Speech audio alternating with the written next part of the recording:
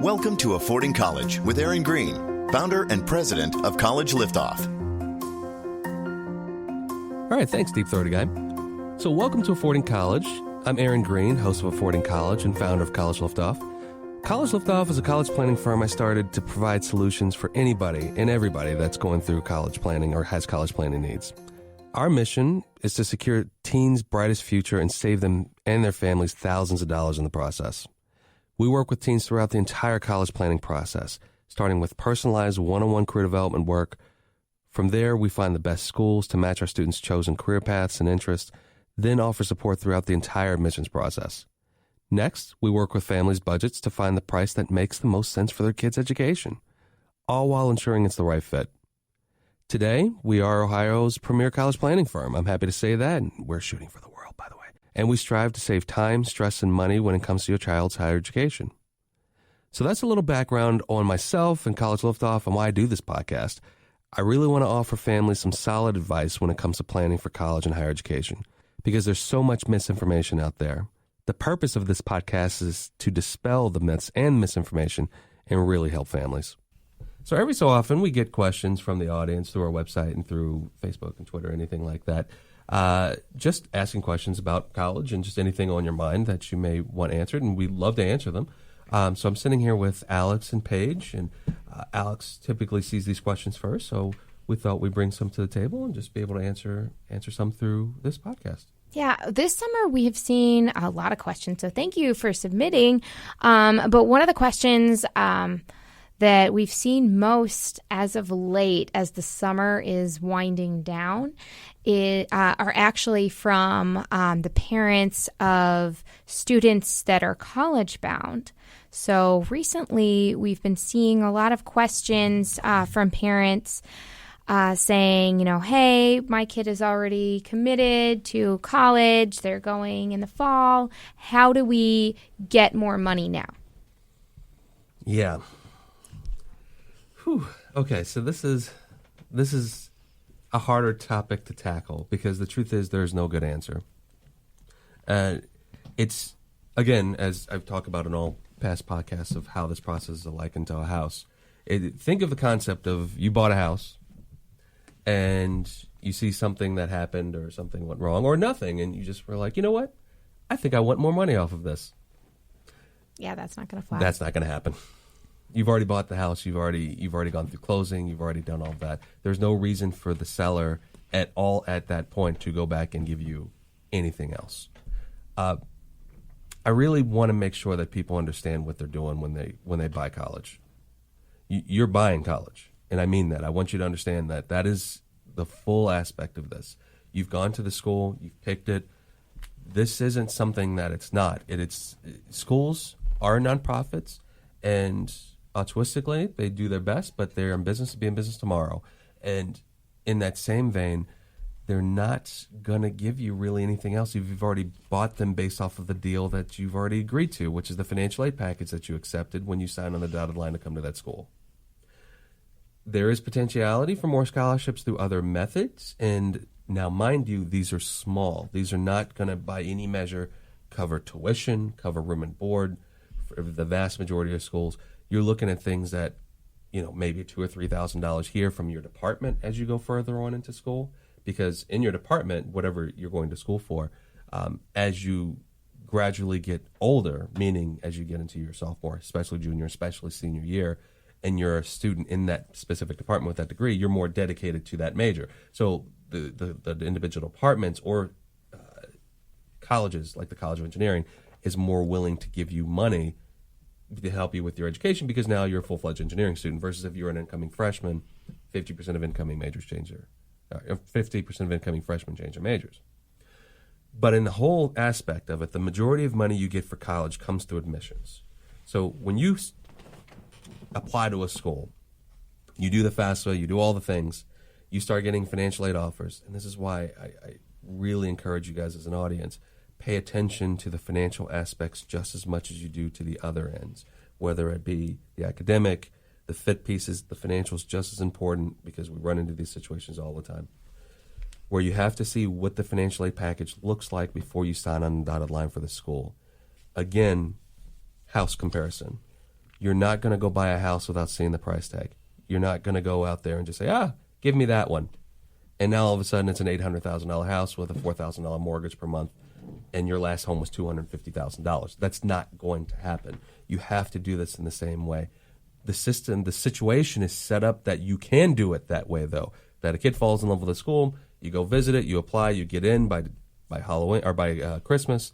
You say yes on January 1st. Your financial aid package won't show up until April, but you're stuck. And especially if you go through early decision, you're really stuck. So you have to do your financial due diligence at the beginning.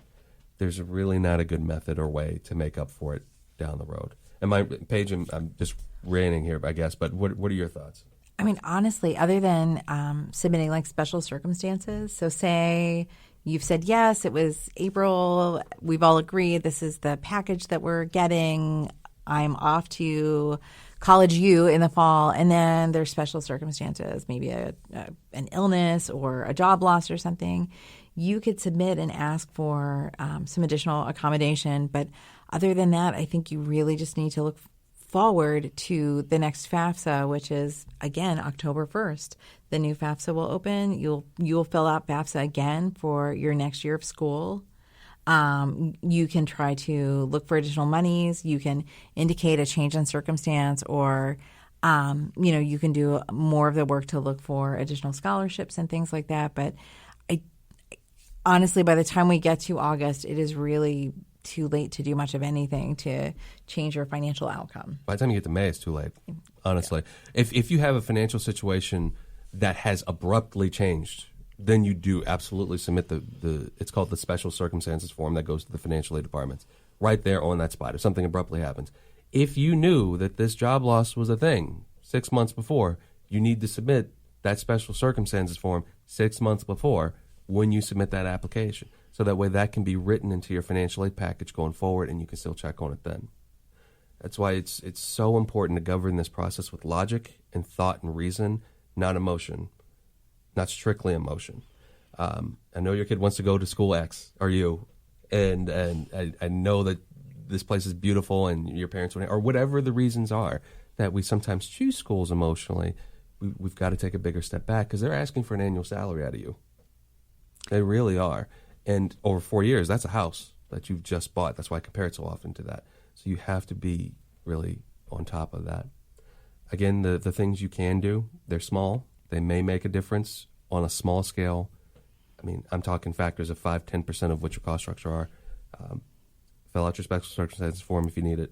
I always do the FAFSA, but you know from the previous year if that's going to make a difference or not anyway. And go to your departments within the school and try to see if they can apply and get something for you as well. If it's too much of a heavy burden, the truth is, and again, this is coming from an honest perspective, you really may have to consider swapping schools. That really may be your next bet. And community colleges are wonderful tools to be able to kind of reduce costs and do the same coursework in order to get back to that same university to finish out your degree set.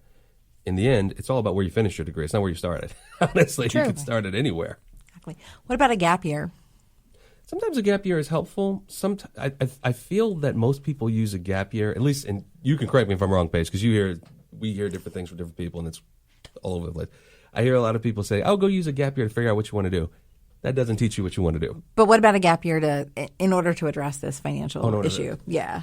So the problem is for the gap year is that in order to do a gap year effectively, you have to do the exact same process in your senior years that everybody else does. So you still have to apply, and you still have to do all the financial things. You should be doing that at the beginning anyway. And then once you get your deal set with that school, then you tell the school, I'm taking a gap year. Right. Hold my package. Right. That's the way it's effectively done. If you decide to delay applying to a school, that's different. If you decide to delay applying until the next year, the truth is your marketability is vastly deteriorated. Right. So what about these families, though, who are saying, can you help us? Like we're getting ready to send our kid off to school and we figured out that we're short. does a gap year make sense while they kind of figure things out? I mean, I know a lot of our families might say, not a lot, but families might say, well, he or she could work for that year, put some money away. Yeah. And then, I mean, does that make sense for our kids? Well, I think there's a lot of things that have to, like a big list of checks that we have to go through of yes and no's. One, is their financial aid package secure that actually be held for the next year, where if we actually go make more money, this will help and we can shorten our time there. I think that's one thing. Because that might not be the case, you're saying? Yeah, it might not be the case. They may say, well, if you didn't show up, then gone. Yeah. So you have to see what's going on there. I wouldn't per se do a gap year. I would really, if the gap year is a thing for time and money, I would go work and go to community college, to be honest with you, because this is an easy math problem in this sense. English 101. Every freshman is basically going to take it, a version of it. It's usually a 3 to 5 credit hour course. At a private school in this country, on average, that per credit hour cost is $1,300. At a state school, when you live on campus, it's $660. Again, multiply that by 3 or 5 credit hours in both cases. At a community college, it's about $110. So, and it's the same class. It'll transfer backwards and forwards between all those options. And honestly, at a community college, you are more likely to have it with a professor than at a larger school sometimes. Yeah, so, smaller courses. I know all of my courses, like all of my gen eds, were taught typically by graduate students, which is great. I got some great experiences that way too. But, I think it was really helpful that I took a chemistry class with a chemistry professor who had been teaching chemistry for a really long time when I took it during the summer at the community college. So yeah, and you're a degree in education, so chemistry wasn't really a part of your degree set, so you didn't need it, right? So per se, but you had to fulfill it as a credit. So that makes it even better. So truthfully, the math works almost better if the kid doesn't work and just goes to community college, because the truth is you're going to be more cost effective by knocking out the coursework on the cheaper versus making more money to go. Right. So keep these things in mind. I think these are some things that we maybe want to think about. I know they're not popular, but at the same time, if you're in that position, these are kind of the options that are left on the table. I mean, if I was looking down the barrel of too much debt for my kid to go off to dream school, number one, I mean, it's something that we would talk about really seriously. So I just can't even imagine. Speaking of somebody who did just pay my student loans off this weekend, after 20 years after my husband finished graduate school. Wow. Yay. It was a big day. It was kind of like burning a mortgage, which I've heard is equally really fun, but it hasn't happened yet. But yeah, no, I can't even imagine deciding, well, we'll figure it out, or we'll deal with the debt this year and we'll try to make it better next year. Mm-hmm. You're just setting yourself up for a really long, painful road. So. Well, and I want to acknowledge too that nobody tells parents this in advance. Nobody is here. Well, that's why we're here. That's why we exist, really, to help guide parents and students through this process, because nobody else, the university is not going to tell you to, have all like your financial situation really figured out before you accept. They just want your money. Yeah. Nobody at your kid's high school is telling you this. Probably not, right? No. Because it's funny and this is a little sidetracky, but it'll make more sense for that comment. The majority of clients we get come from almost financial advisors because of the reason that you just stated. Right. The question is pain points, right? Who actually feels the pain points? Guidance counselors really don't feel it, because once your kid is done with their senior year of high school, they're done. It's over. Like, they move on to the next step. The parents don't fully, in most cases, grasp, as we're talking about, the financial difficulties of this. Interestingly, it's the financial advising world where they're seeing parents liquidating retirement assets to send kids to school are feeling the real brunt of this pain. And they're seeing what the financial implications of this thing looks like long term. So they come to us and say, help us with our families figure this out, because we can't have them liquidate $200,000 per kid and they got 3 kids. Their retirement is gone if they do that. So we work with and say, okay, well, the truth is you should be spending $40,000 in total for this education based off of the value of the degree, based off of the work we've done. We set it, we negotiate it, we do all the things we need to in order to make that work before. And it's done. And now we've saved $160,000 per kid. And that's a doable thing, but that's why you have to do that stuff well before. Mm-hmm. And it's hard. And that's why we have this podcast, to try and help people, because there really aren't enough advocates for parents out there. Yeah. And yeah, I keep saying it, but it's true. Schools are in business to be in business tomorrow. And they do a lot of things that I don't particularly love in the financial way of this. And we could have kids at 17 or 18 sign off on more debt than your house is worth with a swipe of a signature and a blink of an eye, when the truth is it takes, 40 signed documents and 3 witnesses to get a mortgage in this country? It does. So what are we talking about here? Is somebody at some point going to wake up to this and be like, oh my goodness, I can't believe we're doing this and strapping our kids to this type of responsibility, right, when nobody really knows what's going on? That's why we're trying to blow this out there and say like, this is what's happening with this, folks. Right. Or parents. So, I mean, I know it's one thing when we talk a lot about student loan debt and for the students, but parents take on debt just as quickly, and the terms are usually less friendly, right? Yeah. There's the interest rate is usually higher, or they do things like pilfer their own retirement or take the equity out of their house or borrow from a relative with the assumption that they're going to pay back. But there's a huge cost, and I get it. Like in hanging out with other parents, there is a lot of pressure to be able to say, yeah, I'm sending my kid to a great school. And of course, like everybody else on the street has their kid's banner out on the front lawn. And I think people feel a little anxious about it. But that's one of the reasons I like what we do, because A, we're going to help you manage your cost. But 2, we're going to make sure that you feel really good about the school that you are going to, because it's the right school for you. Yeah. And we can find you the right school, whether you want to go spend close to $80,000 at Chicago right now. It's like they just went to just beneath the 80 mark. That was big news last week. Or you decide that you're going to go to an in-state school that offers you the kind of great programming and terrific merit-based aid that will make it possible for you to get a great education at a reasonable price. Or even a small private school that do the same thing. Yeah.